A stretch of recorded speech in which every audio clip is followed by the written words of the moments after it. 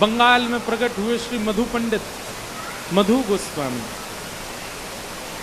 और जब मधु गोस्वामी जी ने एक बार कथा में सुना,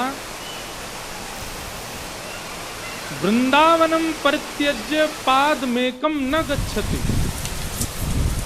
मधु गोस्वामी ने केवल ये प्रसंग सुना था कि भगवान श्री कृष्ण वृंदावन छोड़ करके एक पग भी कभी बाहर नहीं जाते। ये सुनते ही उनके मन में ऐसी भावना उत्पन्न हुई, बोले वृंदावन छोड़ के कहीं नहीं जाते तो फिर हम काहे को अन्य कहीं पड़े, हम भी वृंदावन जाएंगे। और वृंदावन को बजते बजते बजते बजते श्री मधु पंडित वृंदावन आ गए। वृंदावन में आकर के इतने व्याकुल हो गए, जड़ वस्तु चैतन्य वस्तु सबसे पूछते हैं श्याम सुंदर कहाँ है, मदन मोहन कहाँ है, गोपीनाथ कहाँ है, मेरे राधा मोहन कहाँ है।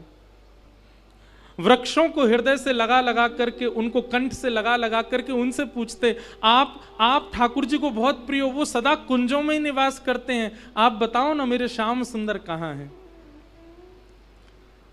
इतने विरह व्याकुल हो गए मधु पंडित। एक दिन वृंदावन में बाढ़ आई, बहुत ध्यान से सुनना, और यमुना जी में बाढ़ आई तो मधु पंडित एक टीले पर बैठे थे। टीला समझते, किनारे पर ही मिट्टी का ऊंचा सा टीला था, उस पर बैठे थे। अब जब बाढ़ आती है तो बाढ़ तो सब तो अपने अंदर समेट लेती है। जिस टीले पर वो बैठे थे वो धीरे धीरे खिसक रहा था यमुना जी में, लेकिन मधु पंडित तो एकाग्र चित्त नेत्र बंद करके और विरह भाव से रुदन करते जा रहे थे, नेत्रों से अश्रुपात करते जा रहे थे। नाथ, क्या मैं योग्य नहीं हूं? क्या मुझे इस जन्म में आप प्राप्त नहीं होगे?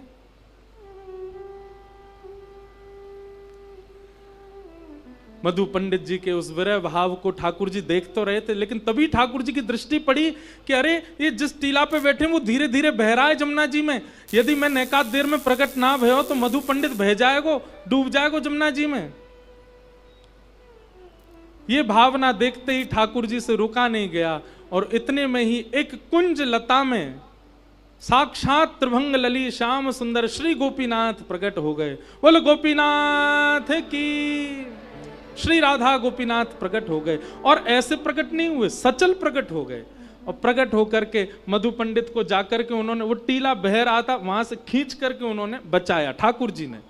मधु पंडित ने जब नेत्र खोल करके देखे, पीतांबर धारी श्याम वर्ण सुंदर मुकुट धारण किया, कटाक्ष नेत्र सुंदर अधर पर मुस्कान, देख करके एक बार तो मूर्छित होकर गिर पड़े। जब होश में आए तो उसमें